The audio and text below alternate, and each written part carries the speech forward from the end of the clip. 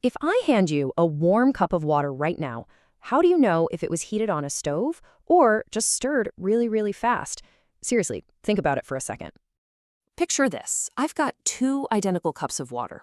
To cup A, I add 10 kilojoules of heat using a flame. On cup B, I do 10 kilojoules of mechanical work by just violently stirring it with a paddle. If you look at them, measure their temperatures, or run any test you can think of, can you actually tell which is which?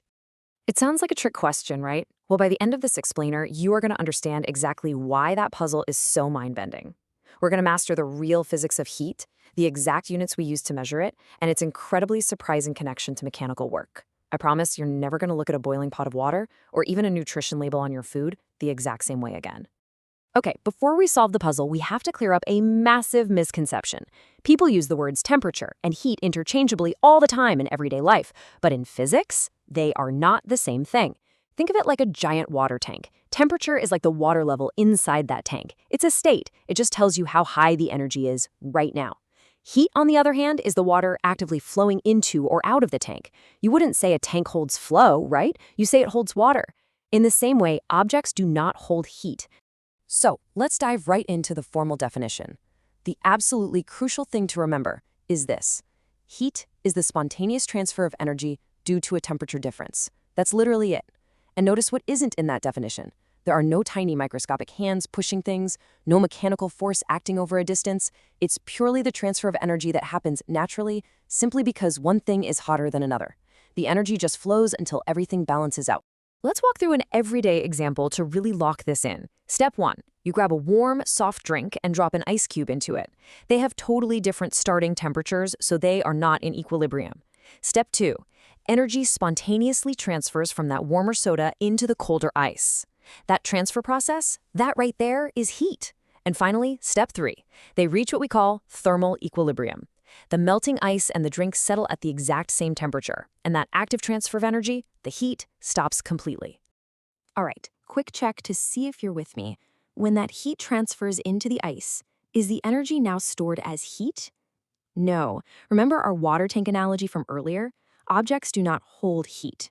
Once the energy actually makes it into the system, we call it internal energy. A system has a well-defined internal energy, which is what makes its temperature rise or causes it to melt, but it never has a stored heat content. The word heat is strictly reserved for the active transfer itself. Now that we understand this basic idea of energy on the move, let's look at how we actually measure it. Since heat is a form of energy, its official standard unit is the joule, represented by a capital J. But you've probably heard of another unit, right? The calorie. One scientific calorie with a lowercase c is defined as the exact amount of energy you need to raise the temperature of 1 gram of water by 1 degree Celsius.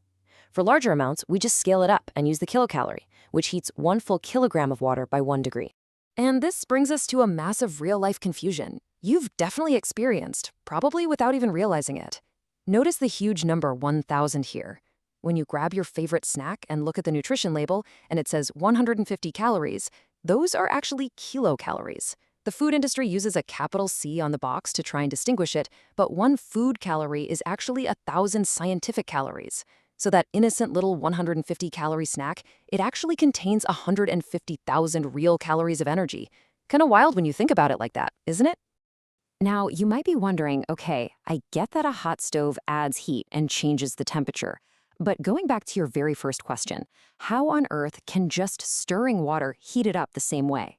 A stove actively transfers heat because it's hotter than the water. But stirring, that's just moving stuff around. How does doing physical, mechanical work act exactly like heat?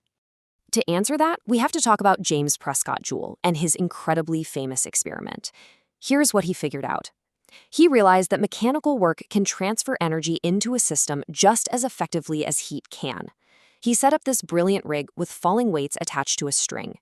As the weights fell, they lost gravitational potential energy. That energy converted into kinetic energy, which spun a paddle inside a tightly insulated container of water. The spinning paddle created friction and turbulence, bouncing the water molecules around and directly increasing their internal energy. And guess what happened? The temperature of the water went up. Absolutely no flame involved. Wait, this is important, so you might want to write this down. Joule's experiment proved something totally revolutionary. It's called the mechanical equivalent of heat.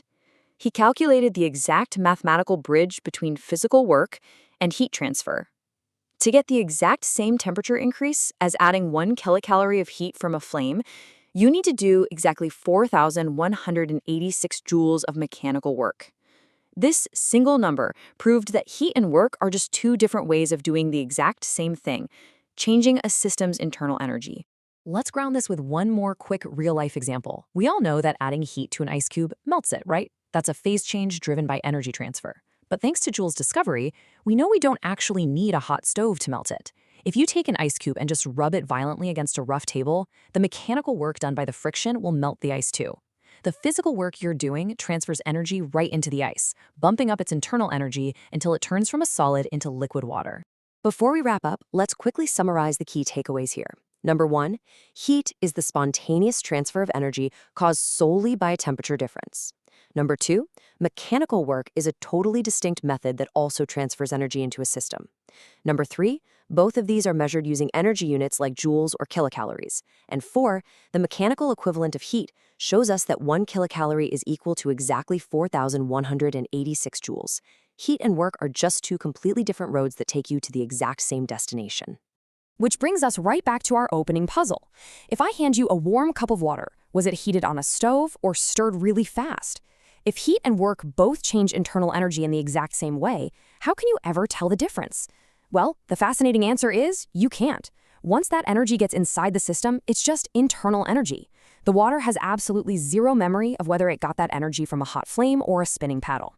It's a pretty profound reminder of how brilliantly interconnected physics really is. If you found this mind-bending, I highly recommend you check out our next explainer on thermodynamics to see where this incredible